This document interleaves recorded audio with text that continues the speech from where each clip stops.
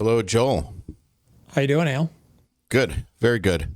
I'm kind of excited today because of what we're doing, which, in my opinion, and obviously we're not gonna be vague about this, but in my opinion, the thing we're doing now, if I think back in time for us, is one of the first times that I really knew that URM really was going to do well. And we had Nail the Mix before it and Enhanced before it, and those were doing super well.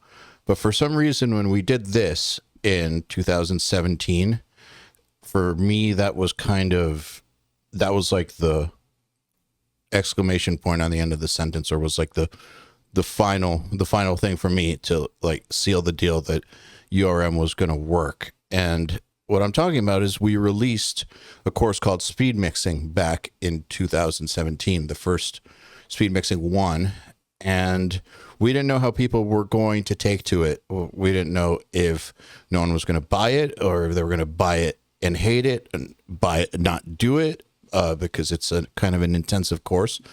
But as it turns out, lots of people bought it. Lots of people actually completed it, which is, I'm not sure people viewing or listening understand how crazy that is, because, and I'm talking to everybody in the audience here, but how many times have you bought a course and not even started to watch it, or watched section one and then just never gotten around to it? I think that's most people with most courses. And, we have data on this. Most people do not get through courses. And with speed mixing, most people got through it. And to me, that meant that A, we are actually getting results for people in real life. And B, they think that what we have to offer is valuable enough to actually break the mold and finish a goddamn course that's 10 weeks long, right? This isn't just like a do it in a weekend type thing. So, we kind of released updates over the years to speed mixing and decided earlier this year that it was time to do speed mixing 2, which, because, a lot's happened since 2017, even though we did a few updates along the way. There's all kinds of new technology now. All the DAWs have been updated several times. People have gotten better with their workflows. There's just new stuff. You can't take something from 2017 or 2018 and think that it's going to be one-to-one relevant, even if the concepts are the same, or the concepts, like the concepts are evergreen, but the application, you gotta evolve with the times. And so it was time to do a speed mixing for the current age, and that's what we put out today. And so if you're already sold, just go to nailthemix.com/speedmixing. You can get it. It's going to be on sale till October 15th, 2024. If you're listening to this afterwards, then just know that it'll reopen in the future several times. But it's a pretty game-changing course for people. Do you think? I mean, absolutely. For me, the gauge is, one, it came from the insane real world reality of what Joey and I were doing, mixing in real life. That inspired Speed Mixing 1, but then jumping back into mixing like hardcore in the last couple of years and like really killing myself with work helped evolve it.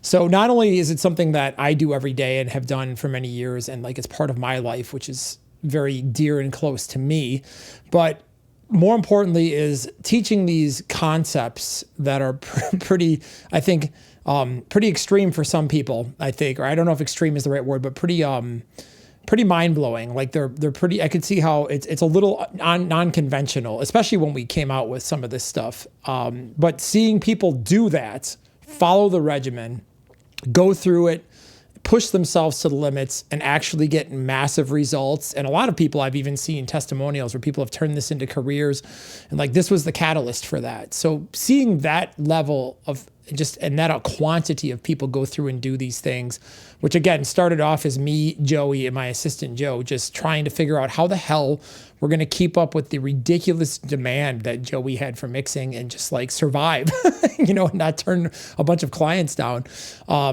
And take those principles and the strategies and just everything that we developed and deploy them into their lives and get real world results. Like that to me is just, I don't know, it's like the coolest feeling ever, because it's this was born from crazy extreme circumstances that I feel like are rare and only happen a few times in a given time period. More importantly, we were able to capture that energy, give it to other people, and then watch so many people get insane results with it. So it's just awesome. Hey, everybody. I want to take a quick break from this episode to talk to you about URM Academy.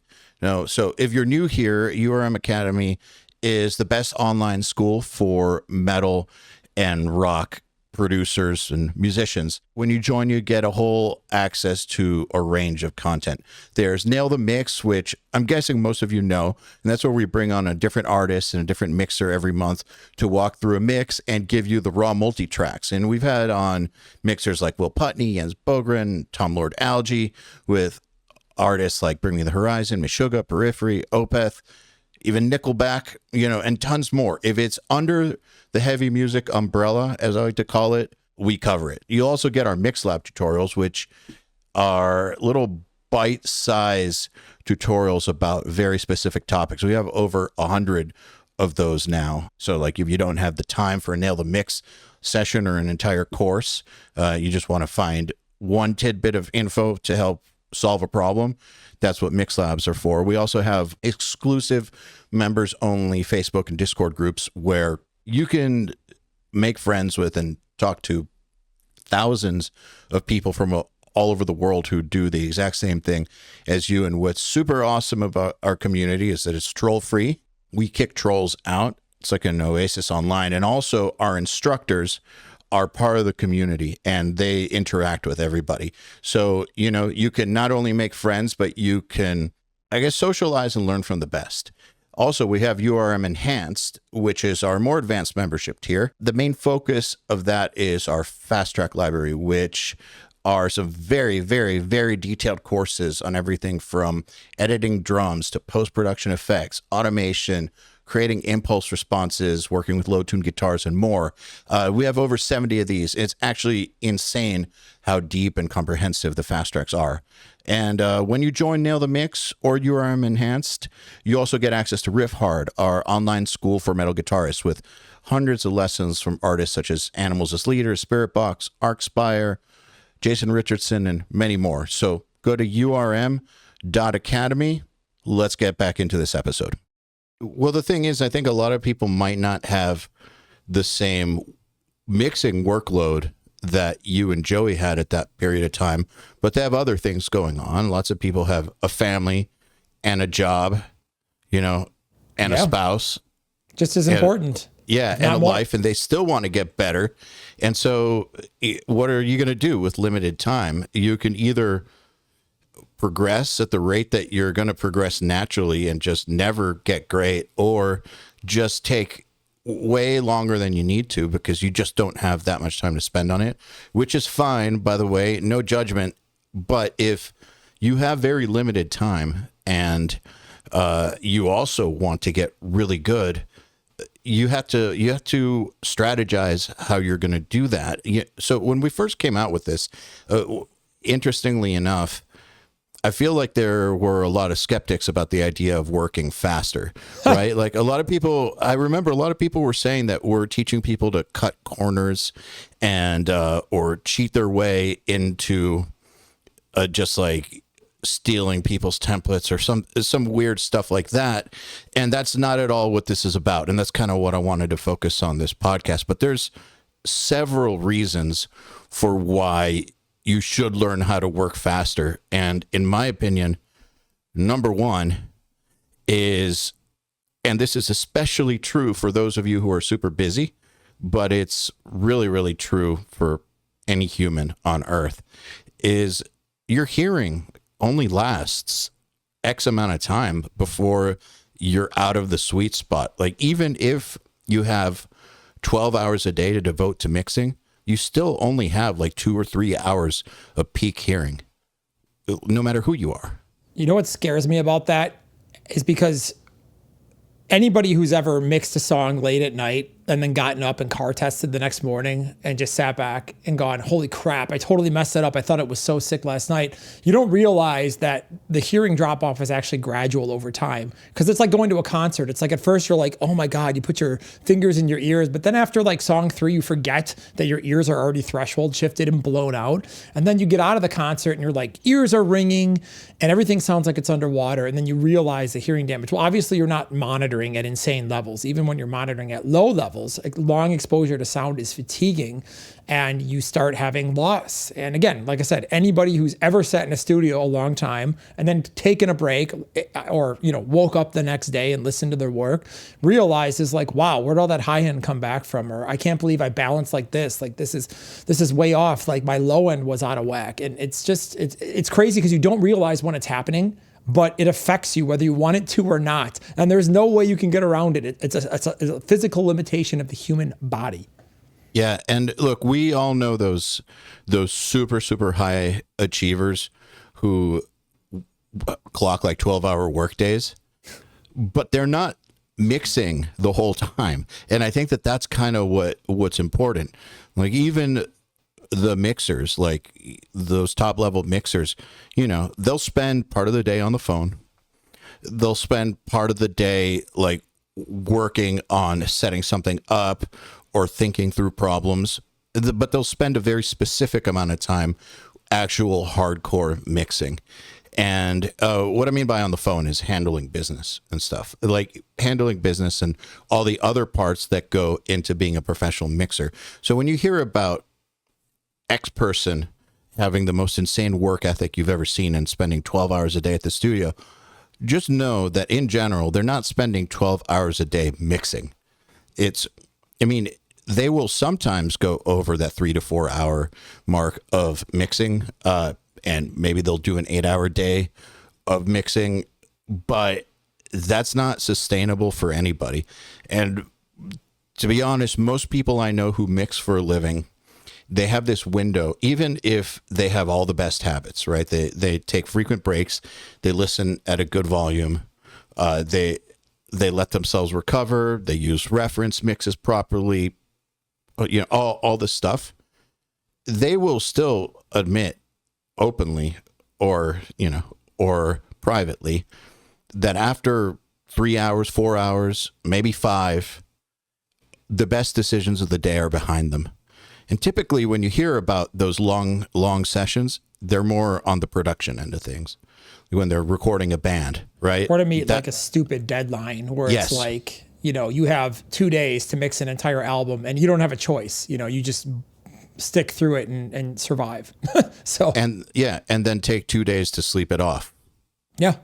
It's not ideal. I mean, when I mix in like really concentrated pockets. So I try to layer my day where if I'm going to do like a first mix on something, I'm just totally blocked out for like 2 hours and however long I need to do it until it's done. But then it's like, okay, after you do that, you can't just jump into something else. Usually it's like, all right, take a walk or maybe do some office work or get on the phone or, do mix notes, because mix notes don't really take any brain power unless the mix note is, hey, you're way off base. You totally screwed it up, reapproach it. Usually it's like, turn this up, turn that down. So I actually fill in a lot of my downtime with mix notes and just turn down the volume really, really low and kind of just pace myself out. But again, that hearing fatigue is totally, every morning I'm surprised when I get in my car and listen to what I did at the end of the day, no matter how many years I've been doing this. It's just always that way because your ears are fresh and first thing you're just like, damn, like I really blew out my top end EQing and you didn't even realize it. It's dangerous. If you want a good way to test whether or not this is true is go try EQing some cymbals for an hour straight, or some distorted guitars for an hour or 2 hours straight. Just sweep frequencies for 5 minutes with like a narrow Q and like a 9 dB boost. And just do that and you'll blow out your ear in like 45 seconds, and you're out for like an hour after that, easily. Yeah, exactly. And you brought up the other factor. You said brain power. That's the other thing that goes, right?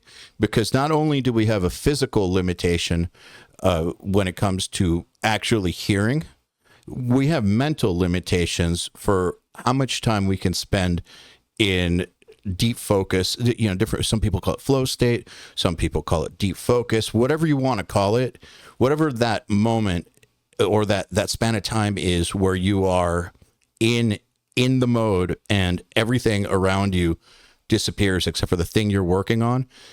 Basically, you are zoned in. You can't do that all day long.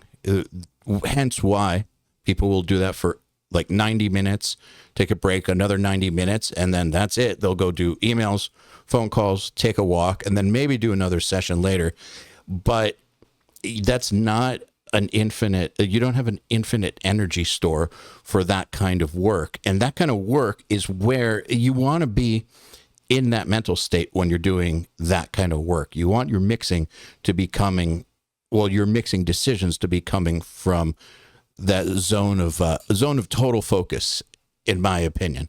You don't want to be making crucial decisions when you're already tired and your hearing is already shot. So right there, if you think about the idea that most people who are professionals, either they have crazy schedules, crazy deadlines, or if they're not professionals and they have a real life, they only have a limited amount of time. And they're probably going to be getting to this when they're tired after work. Or maybe they'll wake up an hour earlier and spend an hour mixing, and that's all they can do. Whoever you are, you have limited amount of time. And so to decide to make the most of that time behooves you, in my opinion. And so let's start talking about what in the real world goes into actually getting faster. And by the way, if we've sold you on getting speed mixing too, just go to nailthemix.com/speed mixing. We'll talk about what's in it later in this episode, but like we said, it's on sale till October 15th, 2024. If you listen to this afterwards, we'll reopen it. But all right, so I think that the first stage of mixing faster, in my opinion, is to systematize everything you can systematize. So none of the creative stuff. We'll talk about the creative stuff later, but when it comes to, like, for instance, mix prep, routing, all that kind of stuff, like cleaning your toms, cleaning your cymbal tracks, like there's a long list of these things, but all that stuff that you would do the same exact way every single time, like that doesn't change. That there's no creativity involved with that usually. I mean, sometimes you might get a problem session where you have to come up with a creative solution, but by and large, you're not going to find a new way to color code your tracks every time, right? So you want to get through with that stuff as quickly as possible. And I have a list here that we made of just how much stuff goes into mix prep, and I'll read some of it. I'm not going to read it all just because there's so much, but you so haven't there's even sessions. read it. My head already hurts. Yeah, dude. There's okay. So there's session setup. That's your sample rate and bit depth, the tempos. You got to get that right. Time signatures, the grid settings. You got to organize the session with the track naming, color coding, track order, label your sends and returns properly. You got to make sure tracks are consolidated and cleaned up, edit and trim the tracks, all your crossfades, bounce MIDI to audio if needed, consolidate your regions, freezing or flattering tracks that need that, gain staging, the levels, normalizing tracks if needed, removing DC offset, tuning and timing, pitch correction if needed, if it wasn't done before, tightening the timing if it wasn't done before. Hopefully it was done before, but you don't know. Checking for phase issues, that was probably not done before. Removing unused tracks and files that. So when we say cleaning earlier, we said cleaning, that meant like the noise between tom hits, but also unused tracks and files. You get a session in from another producer, there might be a bunch of stuff, unused files that you don't Always need in there. is. Or if you recorded it yourself, you probably have a bunch of unused stuff, like undeleted files or just stuff that's just clogging up the session. You know, organizing your trap groups, grouping similar tracks, creating submix buses, creating VCA masters. And I'm reading this off because I don't want to forget anything, but it goes on. I'm only about halfway through. And so that's a lot of stuff, right? And that's the stuff that you have to do on every single mix. And if that sounds daunting, it's because it is daunting. Like I said, I just got through half of a typical mix prep scenario. And so, you know, if you ignore this stuff, you ignore it at your own peril, because a properly mixed track is, you know, you're like 50% or 60% of the way there to a good mix. If it's properly prepped, it's kind of yours to fuck up from that point forward. If you don't do this, you are dealing with an unwieldy beast and will probably mix yourself into corners you can't get out of. But this can either take 90% of your time, or it can take 10% or 20% of your time. And if you think about sessions where this takes 90% of your time and then you have 10% for mixing, well, if you're unhappy with your mix results, what do you expect when you spent 10% of your time mixing and 90% prepping, right? Do you remember, did you ever go through that in the early days where 90% prep, 10% mix? I mean, there's a couple of different scenarios I think people run into. The first is you get hired, let's just say, as a mixer, right? And if you don't prep separately from mixing, because they're two different processes, your right and your left brain are fighting. You're tripping over yourself the entire time, literally just like getting excited, starting to feel a balance, and you get inspired and like you're going with your gut. And then all of a sudden you're like, oh crap, I got to route this over here and do this and sidechain this to this and this and that. And then you're like, wait, what was I doing? And then it's like your momentum goes like this, drops down, stops. It's like being in stop and go traffic. You know, it's like stop, and you're like, all right, step on the gas. We're moving, and stop. Okay, and you know, it's so frustrating. The other scenario, and people do this all the time. I was especially the worst at this, and mixing as you go, right? If you're producing the track, and mixing as you go is good because in some ways it allows you to like really let the band hear what it's going to sound like as you're going. But you usually run into a problem is when you're mixing as you go, and when you sit down to mix, you haven't sat down to organize anything. You have a tracking session that you are fighting the whole time because it is a mess. You've got unedited takes. You've got things that aren't named correctly, or just like, you know, you call a track like BS1, BS2. You don't have a name, you know, it's like everything is unorganized. Everything is in your way. And again, you do that ping pong thing where you're like momentum,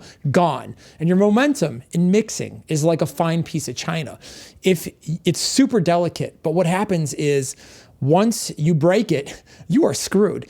And it's much better to sit down and just devise a system for prep, which is something we teach in speed mixing, and get it all out of the way first. So then you can just 100% creativity. You never come back down to the basin, you know, to the floor of your creativity. You are just taking off instead of doing this bouncing back and forth crap, which is just the worst, most ineffective way to mix. It just makes people so frustrated. Literally, this was a major problem in my life when I got busy, because I have 3 kids, okay, right? And you know, that's a lot. And what would happen is I'm sitting there working on a track, and then, you know, it's like you have a certain amount of time, and it's like now you're dealing with irresponsible producers who wait to the last minute to mix something. I love them all. No offense to them, but I mean, come on. Everybody wants to take as long as possible. And then it's like, hey, mixer, fix this. You get 3 hours. So you get into these situations where you're just like totally screwed. Like if you can't be prepared for that, and can't keep the prep clean, and you can't separate these tasks, when you sit down to mix, of course you're not going to get the results that you want. It was the fact that I had to literally reevaluate my entire life because it was just chaos. And because I wanted to spend more time with my kids. And I was just like, you know, this is unsustainable. I can either work 16-hour days because of other people's inefficiencies, not my own, or I can improve the things I have control over and create systems around it that allow me to control the time and the session, no matter what somebody throws at me. And for me, that was life-changing. That was just like really, really, really powerful. It was painful. I was thinking about the stop, go analogy you just made. And let me add to that. stop go without a GPS or MapQuest for those of you who are older and ending up at a dead end sometimes. And what I mean by a dead end is if you're tracking and mixing at the same time, mix as you go, or you're not properly routing and gain staging, you can get to these situations where gain staging is all messed up, but you've got the tracking session sounding dope. However, for whatever reason, you're starting to get into the red on lots of your buses, on lots of your tracks, and you still haven't even tracked vocals. You haven't done like some of the lead tracks that will like jack the levels. You haven't added tom samples, which everybody knows is a master killer. You haven't added the elements yet that you need the most headroom for, but you're already starting to hit the red on things. And the moment you try to rework that, whatever you had going that sounded cool is gone. Yeah. And you don't know how to get back. Creep. Yeah. Totally. That's what I mean by mixing yourself into a corner that you can't get out of. I'm sure lots of people are like, yep, done that. Still do it. Yeah, like what happens in that scenario? It's like, then you're like, oh, I'm screwed. So let me just pull this back a little bit. And guess what? The entire mix crumbles. And then you're back at square one because you've violated the rule that we've just laid out for you. Exactly. And so we are suggesting, and if you don't take speed mixing, we're suggesting you figure it out for yourself. But if you do take speed mixing, we show you how to do this in Reaper, Pro Tools, and Cubase specifically. If you use another DAW, these skills will translate. You'll need to probably figure out how to do the same thing in your DAW, but all major DAWs do this stuff.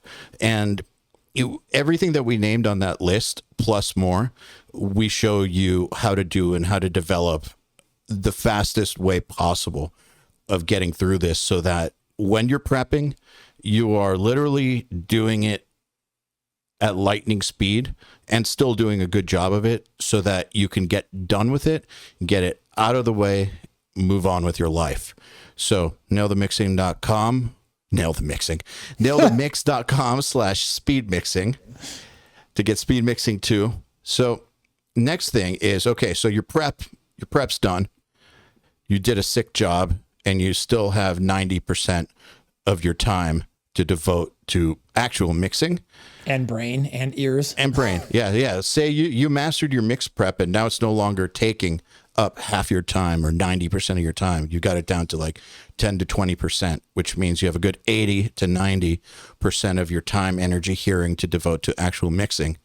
But then still you see things where people will spend way too much time on one thing and then not worry or do an afterthought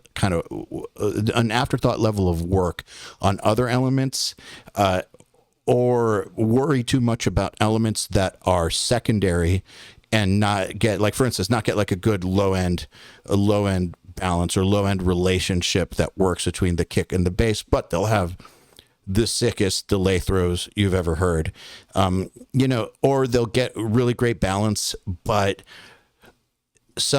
there's nothing really gluing everything together.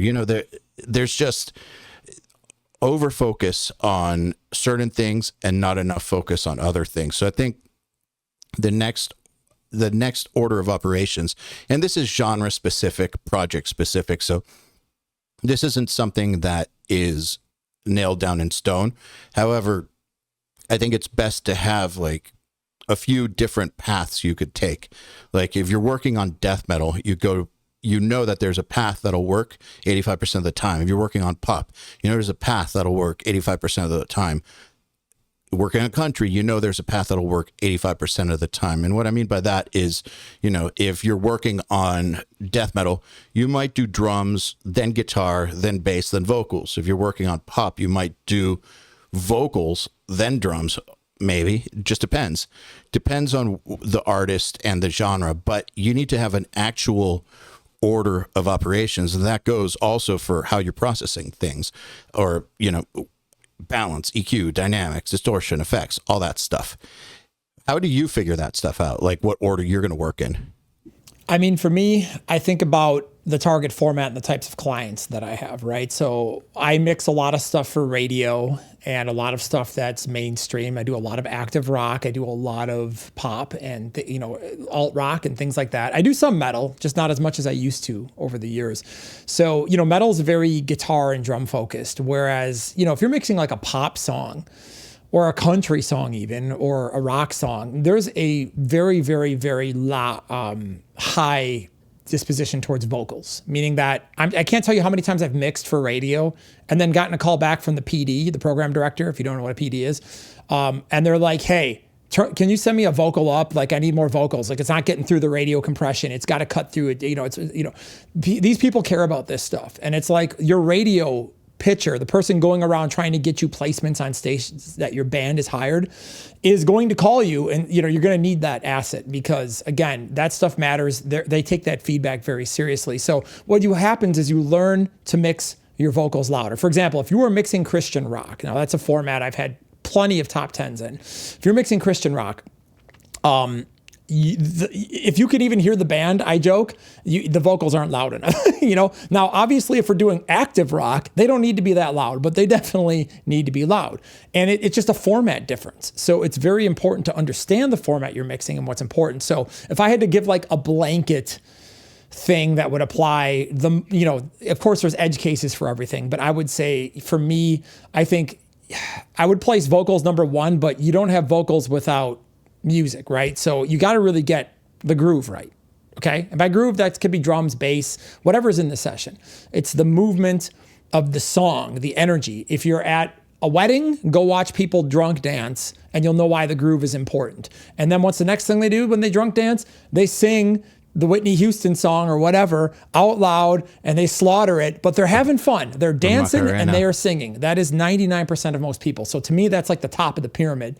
And then after that, we have things like the sustained instruments. And, I know in metal that would be different because obviously in metal, we love our guitars and they're very, very important where it's like if we're, a genre like pop, it's not as important as listening to say Katy Perry sing, right? So, and then as you go down, you have your other detail elements and like that. So again, learning to prioritize what actually matters in a mix and having a strategy for it and knowing where and what to do is also super, super important because if you don't, and like you said earlier, EYAL, if you're sitting there chasing some detail rabbit, do the chase, I like to call it. It's like trying to get the perfect snare drum, but it's like the snare is not even that important in the song. And it's like you've missed the vocals and the vocalist doesn't sound amazing. And the guitar tone kind of sucks in the metal song and the drum mix is weak, but you're just focusing for 3 hours when you're mixing on a snare. Like you're not doing the thing you should be doing as a mixer.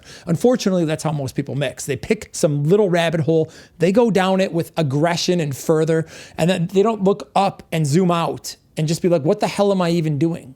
Why am I spending an hour and a half trying to come up with this crazy little vocal effect here that happens for 2 seconds? It's really not that important. Now I only have 2 hours left to do the rest of the song. Right. Yeah. Especially when you're on a deadline. I can't even imagine professionally like sitting there and spending that long. I mean, I've done it before when I'm not on a deadline, but when you're on a deadline, you got to know what matters and you got to prioritize it. You're still on a mental deadline because there's X amount of time before you mentally check out from working on a song too. So totally. You're working against you're working against a clock no matter what, whether it's an external clock or an internal clock. Your quality plateaus, over time. Like there's a certain period of time where your mix is going to get better and then it kind of like levels off and you could work all day on it and maybe get that much better, but different isn't necessarily better, right? Meaning the more time you spend on a mix doesn't always mean it's a better mix. And usually things get worse if you spend too much time on something, which is a weird sweet spot, but I think that's really impactful if you think about what that could actually mean. Absolutely. So I want to take a second to talk about what's actually included in speed mixing. So go to nailthemix.com/speed mixing to pick it up. First of all, you get lifetime access to over 115 videos, and that's including Cubase, Reaper, and Pro Tools versions. If you get it before October 15th, 2024, and you follow along with us, there will be weekly instructor-led Zoom calls for students of the course. We've got mini courses, one mini course on automated mixing tools. That's stuff like Soothe and Bloom, etc. And then also a studio business course for those of you that want to get a more efficient studio business. Those of you trying to do it professionally. This is going to take place over the course of 10 weeks, and every single week a new section will come out. Included with that are 35 sets of multi-tracks, raw multi-tracks in several genres, cleared for use in your portfolio, so that you have material to do the course with, to practice with, and also to do the challenges, which I'm about to get to. There's a lot of challenges in this course. We'll talk about practical training a little bit later in the podcast, but it's not enough for us to tell you what to do or how to think about something or best practices. You got to train it. And so there's a bunch of trainers like EQ trainer, compression trainer, balance trainer, etc. A whole lot of them, including culminating in a 30 songs in 30-day challenge. Plus, there's a private speed mixing Facebook group where you can interact with other students of the course and myself and Joel. Plus, you get 2 months of URM Enhanced and 3 Nail the Mix sessions of your course and lifetime access to all current URM plugins. All right, we'll talk more about some of that stuff in a bit, but another thing that you need to figure out, once you know like your order of operations, still there's stuff you can systematize. And we don't mean systematizing in terms of mixing by looking and not listening or cutting corners, but there's certain things that you're going to do the same almost every time, or at least as a starting point. And there's certain things that you don't need to spend as much time on as you think, because there's tools that will help you do those things faster. Like, for instance, a compressor is kind of like an automation tool, it's right? like It's an automatic automator. Yeah, it literally is like an automated finger on a volume. It's the first automated, like an automated volume knob. Yeah. Yeah. So, and we show you how, but there's ways to set compressors to where you don't need to tweak them again for the entire song. And probably the settings will work across multiple sessions. Like when you look at mixers like CLA, you see their wall of outboard and they have like 4 copies of the same compressor, times however many compressors. That's because those settings don't really change ever. So basically they're patching into one. Like it, don't like it, don't like it. Okay, patch into the other. Like it or don't like it, patch into the other. Like it, cool, moving on. And basically I'm sure that there's some times where that changes, but I guarantee you that 90% of the time, one of those settings that he's got dialed in is going to work for just about everything. And if you figure that stuff out for your own mixes, like what are the 4 options that will work 90% of the time for everything? You've already eliminated a bunch of work. Like if you're just going to do something the same way every time, why do it from the ground up every single time?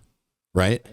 Yeah, I mean, absolutely. And I could see somebody being like, oh, well, that would limit your creativity. And that's absolutely wrong, because I'll give you an example. Like I could show you, EYAL, how to set up a compression template where basically it's going to cover, like you said, like a CLA would do, where it's in or out, you know what I mean? And it's like, do I need compression on this or not? You have the type of attack and release you like on your snare drum, but you might have 5 or 6 different compressors that you love that sound different and are unique and have different characteristics, different tones, different EQ curves, different saturation characteristics. The nerd rabbit hole goes deep, but the point is each tool has its own sound. So why not just set up all your favorite tools, for example, if you're mixing in the box, and get all those plugins perfectly dialed in exactly to your tastes, and then just be like on or off, on or off, on or off, and just find the thing where creatively you get inspired when you hear it. Or like, that sounds sick. Like that's all it needs to take. It's a lot of upfront work. But once you get that dialed in and once you figure that out, guess what? Now you can just focus on being creative. Because I mean, again, when I'm mixing on my board, or if I'm mixing the computer, it's how I've got my board set up. It's on or off. It's like, do I need compression on this? Does it sound better? Yes or no? Okay. it needs some work. All right, maybe I'll try a different compressor. Let's patch this one in. Or no, it sounds great. Or you know what? It sounds right with it off. So we're just not even going to use it. So, it's just such a great workflow. And it saves so much monotonous, tedious, unnecessary work where you can just sit there and just be totally creative and just be like, what sounds the best? This, option 3. That's the magic. That's exciting. Wow. And then you're keeping that momentum going. And that's really what's important. And does that mean that you're never going to have to come up with something new? No.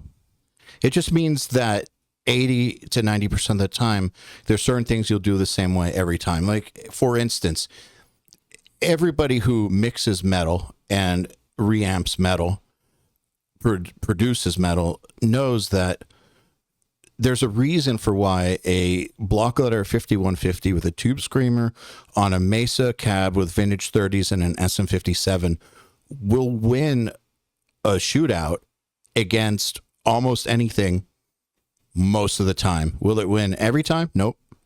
No, definitely not every time, but will it win most of the time or find its way onto the record most of the time? Yeah, most of the time. And you can ask any metal mixer, except for a few contrarians out there, like, there's a reason for why that works. And that does not take reinventing the wheel. It just works. And so understanding what works and using it and knowing in advance, this is probably going to work, so I may as well already have it good to go, will save you from having to try and reinvent the wheel for everything every time. However, you got to know if it's working, right? Like, you have to be able to hear it and say no. And that's where the training part of it comes in, right? You have to, just because it worked last time doesn't mean that it's right this time. And that's where your critical ear comes into the equation. Absolutely. And, one of the things that we really focus on in speed mixing is structured training. Now, you might be thinking, like, structured training, why would I do that? Well, you think about like an athlete or even a guitarist, right? It's like, if you want a sweep pick, all right, Eyal, you're a guitar player. I'm a guitar player. You don't just pick up a guitar the third week you've got the guitar and start playing Yngwie covers note for note and then have flawless vibrato. And like, you have to train these things often for years, many hours of practice over time. It is, these are techniques that have to be learned, just like mixing. It's like, how many mixes do you think you've critiqued and done crits for at URM by now? 5,000? Something like that. Yeah. Yeah, it's insane. And, I can sit here and I can say, out of all of the thousands of other people's mixes that I've listened to, that I've provided feedback on, there are certain trends and patterns where I'm like, this is where most people struggle and this is where most people are weak, right? And this is where most people, it takes them the longest amount of time to get good. So I'm sitting here thinking, as we're doing this, I'm like, those are the things we need to train. So how do we create conditions? And it's kind of like a video game, where it's like you might have hypothetical stats for your character, like maybe your strength and your dexterity, or, in mixing, maybe you need work on A or B or C, but you're really strong over here. So it's like, we need to focus on getting those stats up that are weak. So, because it's holding you back. All right. It's holding you back. It's in your way. If you cannot balance properly, if you cannot feel a balanced pocket and know the right types of pockets that are going to work for a song, I don't care how good you can EQ. I don't care how good your side chain trick is that you picked up from some YouTube video randomly.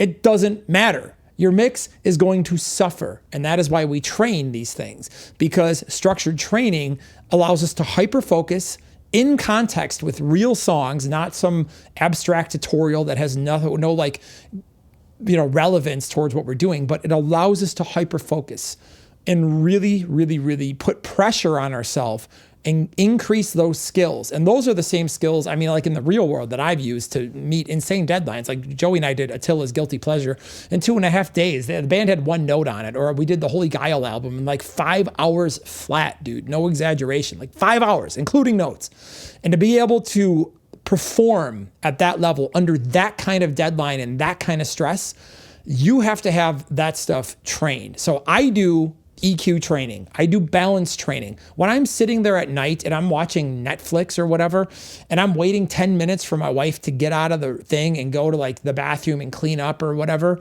like I'm sitting there on my laptop, moving faders around and practicing mixing on my headphones, because it's like to a timer. because honestly, those skills, they translate, they matter, they make a difference. And structured training delivers results. If you do the work, you get the results. It's like, imagine me telling you, hey, Eyal, if you don't practice sweep picking every day for 2 hours a day, oh, you don't need to do it. You'll just figure it out one day. But if I say, hey, I can't imagine you, let me try that analogy again. No, that's great. You know what I'm saying? Like, if I say to you, you need to practice sweep picking 2 hours a day for the next 30 days if you want to sleep pick, because I can sweep and you can sweep and that's what it takes, and you don't do it, don't be surprised when you can't sweep pick in 30 days from now and you still suck at it. But if you do the work and you do it as prescribed and you train it, guess what's going to happen? You're going to sit there in 30 days and be like, holy shit, I can sweep. Maybe I'm not as good as Steve Vai or Paul Gilbert, but I'm starting to get the hang of this. And not just that, like, to take that analogy a little further or compare it to mixing, if you want to get good at sweep picking and all you do is play songs that have a sweep picking section, say the song is 5 minutes long and it has a 30-second long solo that has 2 sweeps in it, and that's what you do 2 hours a day, is a song where there's a solo that features a little sweep picking. You might get okay at sweep picking, but what you're going to get really good at is playing a song start to finish, which is really important. However, if you don't actually say, I'm going to work on sweep picking, in addition to working on songs, I'm going to drill this technique, you're never going to actually become an expert at it. And so same way with mixing, it's like, yeah, if you're mixing songs start to finish only, and then there's certain skills that you might spend 5% of your time on or 10% of your time on every time, yes, you will get better at them incrementally. But if you want to see, quick improvement, that's relatively quick compared to how you would have improved before. There's no amount of work that you can do that will make you better at EQ in a day or a week. I mean, you'll be better. You might just not notice how much better until some time has elapsed. But you will get better over time if you just mix. But if you add structured training into it, it's basically like adding steroids to it. You will get better faster for sure. And it can be, like you said, you have 10 minutes here, 10 minutes there. It's just the same with sweep picking. If like you have to spend 2 hours a day only working on songs, you also want to get good at sweep picking. You find 5 minutes here, 10 minutes there, 10 minutes there, and you're getting better at sweep picking. But you have to choose to actually do it. Think about like soccer practice, right? Like when I take my kid to soccer practice, they're not just like, all right, there's a ball in the field, kids, go screw around for 2 hours. They're like, all right, over here, we're going to go run suicides. Now that we're done doing that, we're going to practice this passing drill. Last week, we were really weak on this. Now we're going to practice this for the next 30 minutes. And it's like, it's all structured training. And then they go play the game at the end of the practice. And guess what? They play way better and they communicate better. And all of those skills are transferable. So structured training matters. It really, really does. Now, how many people do you think actually do structured training as mixers? Like one? Not many. But, not enough. Well, more than before. More than before. Speed mixers know. People who have taken speed mixing. I used to do it, dude. I was doing it before I met you. So like before we started URM, I used to do ear like EQ training, and I know that like, what was it called, Golden Ears or something, like that CD, those CDs you could order back in the day. Is that like Perfect Pitch or whatever? Yeah. They would give you like frequencies and you'd identify the frequencies. Like that shit's been around for a long time. I think since the 90s. So like the idea of having some sort of structured training for stuff involved with audio engineering, we didn't invent that. What we invented are really, really hardcore boot camp style structured trainings that go beyond just an abstract, I can hear 1K. And they work, meaning that the people that actually do them, the testimonials speak for themselves because we have literally a wall of them. And the amount of results that they've gotten, people are shocking. Like when people do our 30 and 30 challenge, they're just like, that was insane. But wow, am I better now? Like you just know you're going to be a badass when you can get through that kind of stuff. 30 songs in 30 days. We give you all the multi-tracks. That is the challenge. And that sounds intense. And it is. It is. It is intense. Speed mixing is And- not designed to be easy. It's designed to get results so you get better at mixing.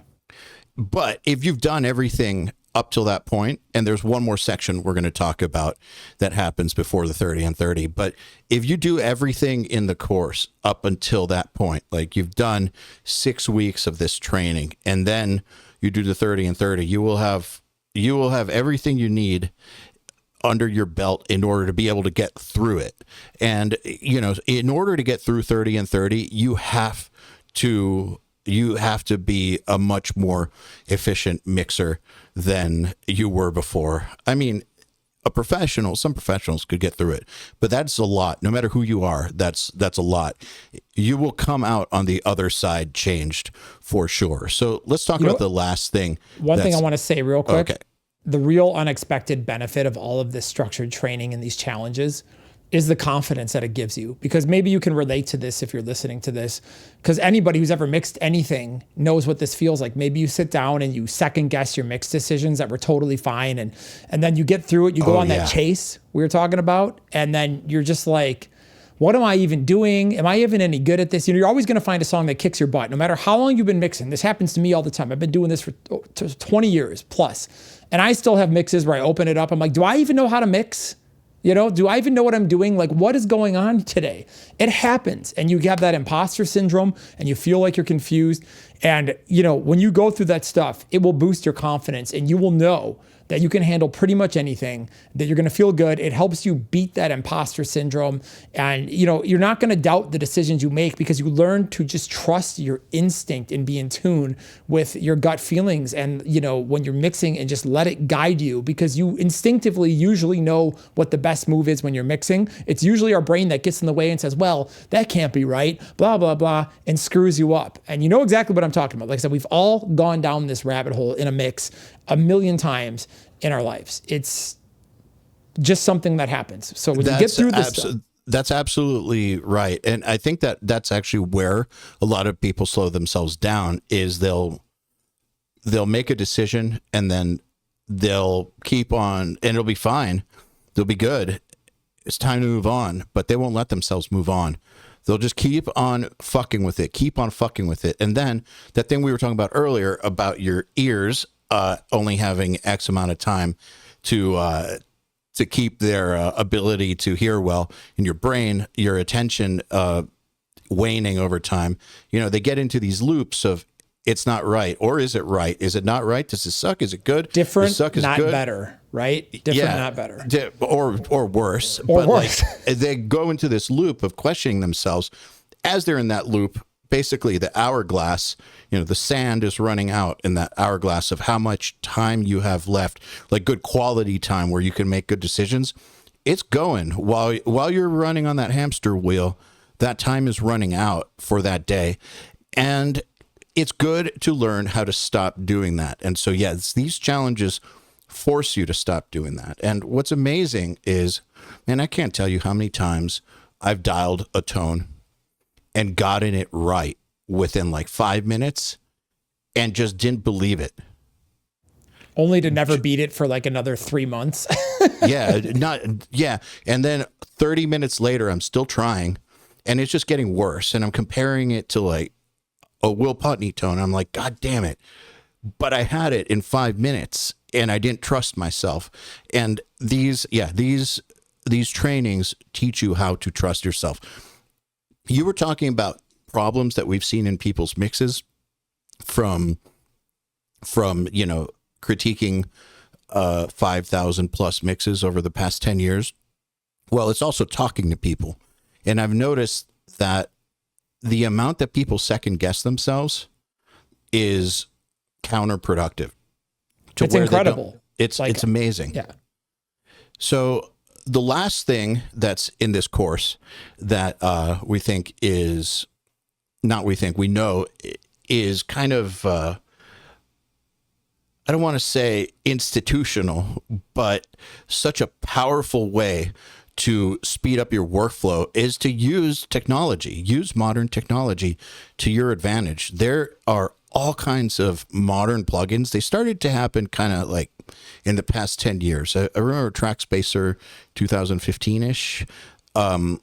and then I remember Soothe in like 2016 or 17. So somewhere around there. And I guess Lin MB goes way back, but classic. Yeah. Yeah. But really like intelligent plugins or automated plugins, whatever you want to call them, it started to really happen kind of around 10 years ago. And some came out back then that are still amazing, like Track Spacer and Soothe. But that evolution has not stopped. And what these plugins do, and there's a bunch of them now, is they do things in one step that would have previously taken 3 or 4 steps. So they don't mix for you. They're not going to make you hear things better. They're not going to get you to 100% done. But like, say that you spent forever side chaining stuff, or it just took forever to work out some really, really complicated automations when you're trying to, like, you have keyboards that come into a death metal song and you need to make some space for them only when they're in and then not when they're out, or, whatever it is. That could take a lot of automation time or some side chaining or whatnot. And tools like Track Spacer make it way easier. Or how much time have we spent trying to get cymbals or guitars to have just a high end that's enough, but also doesn't sound neutered. You can really tax your ears doing that. And the thing with Soothe is it can help you get a much smoother guitar tone, much smoother cymbals, much smoother high end. Obviously, if you let it think for you, you could totally destroy and neuter your tones. But if you use it with with good taste and some restraint, which you learn through these types of challenges, if you are guiding it, you can shave so much time off of your mix. Like, it's not going to do the work for you, but it can greatly enhance your mix by just freeing up time for you to make other decisions, focus on other things. Don't ruin your ears trying to find the nasty frequencies in a guitar when there's a plugin that can do it for you most of the time. Frequency Sniper, that's another one. Yeah, that's a URM plugin. That's exactly what it's for. I mean, snipes frequencies you don't want. Removes ear fatigue or lessens the impact. Yeah, one thing I like about the automated stuff, EYAL, is that it's really good at kind of giving you a second opinion too, right? Because you have your own personal tastes, and sometimes you might not hear like a 2K spike in guitars because, again, we have fatigue and you've been mixing for 3 hours and you're sitting there and you think you're doing good, and then you throw something like Soothe or Golfoss on a guitar, and then you're like, oh, damn, I've got this buildup. And then you turn it on and off and you're like, I can't believe I missed that. It's been masking everything in my mix and making it worse. Sometimes those types of tools can give you a different perspective even. So for me, it's almost like sometimes a second set of ears or a second opinion on my mix. It's like going to another doctor and being like, hey, you're having this issue. Well, here's my interpretation of it. And you can agree or disagree, but at least you have that second opinion. So that's one of the things that I think is really cool about the automated stuff is it kind of gives you a second opinion. So we really go nuts on that in this course. Like, we make some templates that literally, I make a couple of templates that literally like get you there 80% of the way there, a great starting point, we'll call it that, very quickly. And then I stress test them on other mixes, which to me is fun because it's like, mix a song in one genre, make a template, drop it into something completely unrelated, and it still sounds badass. Like, to me, that's a testament that you've done a pretty good job. And, we go through all these different types of tools and how to use them and all these cool little tricks. Like, there's so many insane little cool Track Spacer things we talk about that are just not, like transient deletion. It's impossible to explain on a podcast, but when you see it, you're just like, oh, that's amazing. It would be so hard to do any other way, but the plugin, you can set it up, put it in a template, drop it in 12 seconds, you can do it. And you can use that technique in your mix and on or off. And to me, that's powerful because that saves me time in the real world. And sometimes there are mixes where I'm like, I need more perceived volume out of my drums and I need it to poke through a little bit more. But I don't want to turn them up in terms of volume because I'm already hitting the compressors and et cetera down chain hard as I could possibly ever want to. And I don't want to add more, but I need a little more drum push. So sometimes you have little tricks like that you can use where you can get that perceived extra energy without having to break anything else in your mix. And again, without the automated tools, I mean, I don't even know how long it would take to set something up like that. I haven't even imagined. It would take hours. I feel it'd take a long time. And just so everyone knows, we don't just cover Soothe and Track Spacer. Right. So we cover Track Spacer, Frequency Sniper, DF Clarify, Soothe, Gullfoss, Bloom, Sculptor, the Sonible bundle, some AI mastering tools, and a few others. So like we cover quite a few of the prominent ones. And I picked all the stuff I thought was coolest that really hits it out of the park. You know what I mean? By the time we put this out, I'm sure there will be another one that comes out that we missed. Right. But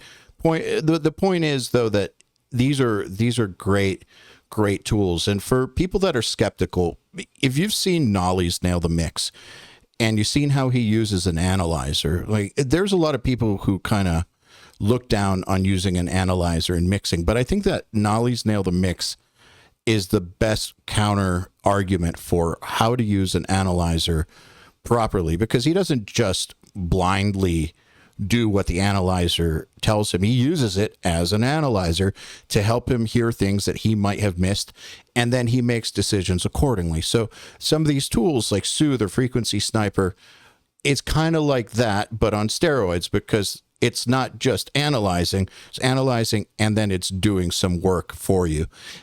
And what I really like about the ones that are happening dynamically is that they're taking into consideration that you're not listening to a static signal, right? Like the things change, like frequency spikes change over time, depending on what's happening in the song. However, that also is why you can't just set and forget these things, because sometimes some of these tools, like when the program info, when the let's say the program material coming through changes, like, goes from super heavy to a really quiet, clean part, and it's looking for really heavy guitars or something, it might then think that it's just hearing really messed up heavy guitars and do some really wacky things to those really quiet cleans. So you can't just trust the machine to do the work for you. You have to use your taste. You have to use your better judgment. I mean, that's a really good point. I think, sorry to interrupt you, but I think we should really, I really just want to make one statement on this, is that these plugins are great, but of course they have limitations. And one thing is they're just code. They don't have taste. They don't feel. They need your experience, your judgment, your training, your practice, your ear to guide them. And then they can take your skills and they can enhance them. And that's really, I think, where they shine is, like I said, it's another opinion. And it's also good at enhancing what you have and helping you elevate yourself and become an extension of yourself. It's kind of like if you could take a nootropic, what could help you concentrate? What was that movie where he takes like the smart pill and he can concentrate Limitless. better? And yeah, it's like, your brain has a limit to how smart you are, but you can enhance that or unlock that a little bit. Now it's like maybe you can retain information for the next 2 hours better or something like that. So Limitless, I feel like that movie, the premise in it is wrong, but that you only use like 10% of your brain, but the idea that you can do more with your brain is absolutely right. Yeah, it's an extension, it's like if you can get an extra 10% on your mixing by using some of these tools, like why wouldn't you use them? Yeah, exactly. So you combine everything we talked about, from systematizing your mix prep and your mixing, using all these modern tools, training the crap out of your skills, put that all together, and on top of that, mix a lot of songs. There's no way you're not going to get better. And that's what's involved in Speed Mixing 2.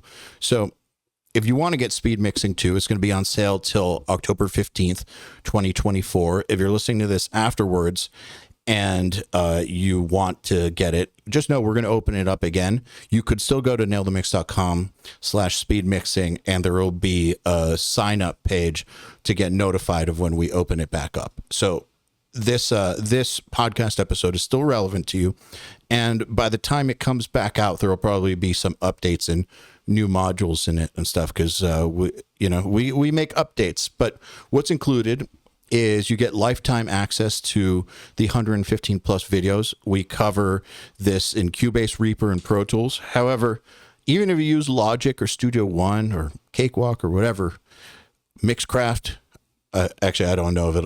I don't know Mixcraft, but these skills, these skills will transfer. Like maybe it's a different key command for doing something in one of those. Maybe the process is a little different, but the information is transferable. This is universal stuff. We also have weekly instructor-led Zoom calls. So this kind of goes, even though you can take it at your own pace after the fact, you have lifetime access. The reason that we stopped selling it on the 15th is because that's when we start presenting the course. We present it like if you were going to, an online university class, where every week there's something else. There's a new part to it. And therefore we have weekly instructor-led Zoom calls where Joel, or me and Joel, will lead students through some Q&A and helping them with problems or elaborating on things from the course. There's also mini courses included. There's one on studio business for those of you who are trying to be pros or are pros and want to have a more efficient studio business. We have that module for you. And also we talked a lot about automated mixing tools. So we have an automated mixing tool section inside the course, but then we also have a mini course that deep dives into a ton of those plugins, like lots of like cool tips, tricks, best practices. I mean, it's basically like a 2-hour bonus course just on individual automated mixing plugins. This thing lasts for 10 weeks. I mean, it's going to take some time. We include 35 sets of multi-tracks, raw multi-tracks in several genres, some really, really sick artists, all cleared for use in your portfolio. There's 20 plus PDF supplements like a workbook, spreadsheets, templates. There's a private speed mixing Facebook group for students of the course where you can interact with us and other people taking it. It's really, really great to do this with other people. The community is so helpful. Plus, you get 2 months of URM Enhanced and 3 Nail the Mix sessions of your choice, and a lifetime license to all current URM plugins at the time of this recording. So nailthemix.com/speedmixing. Get speed mixing too. One thing we should probably mention very quickly is some of you might be wondering what's the difference between this and Speed Mixing 1. And yes. Yeah, I mean, okay, so it's important to say that everything in Speed Mixing 1, so you're not missing anything by not taking Speed Mixing 1, right, is in Speed Mixing 2. Okay, so everything, but it's all redone, completely new. The course is 4 times longer, way more comprehensive. We go into a lot more of these niche things. For example, like there is hardware content. You don't have to watch it, but if you want to go down that rabbit hole and you have hardware, you're going to find, I think, some of the things in the workflows invaluable. So, like your rapid recall process. Yeah, on a console, or how to not have to recall on a console. Right, yeah, it's pretty mind-blowing for the people that I've shown it to. So, we have all of these, everything is redone. We have, it's 4 times longer, way more comprehensive. All of the multi-tracks are brand new songs. It's not the same lot we had from last time. It's like these bands are way better, way higher status, way more monthly listeners, better producers. Like it's just like there's some amazing stuff in there, and it's just a great gamut of stuff. So, it's just like it's not an update to Speed Mixing 1. This is the next evolution, period. And I think anybody taking this is going to agree with that statement. Absolutely. And if you own Speed Mixing 1, there is an upgrade cross-grade price. So it is definitely less expensive than buying it outright. And, we want to show our appreciation to those of you who have been with us since the old days. So it's not full price if you already own Speed Mixing 1. And also, last thing, Joel, I'm sorry, but if you buy because of this podcast episode, but you have to buy it by October 15th, and you have to specifically say that it's because of this podcast episode, send an email to our support at urm.academy, and we'll know if you bought it because of the podcast episode, because we can compare when it came out and when you sent the email and when you bought it. But you can get a free one-on-one with Joel, 15-minute one-on-one. So say you heard it on this podcast, get it before October 15th. See you there. And that will be sometime after the course starts. Oh, yeah. Well, after the course starts. See you later, everyone.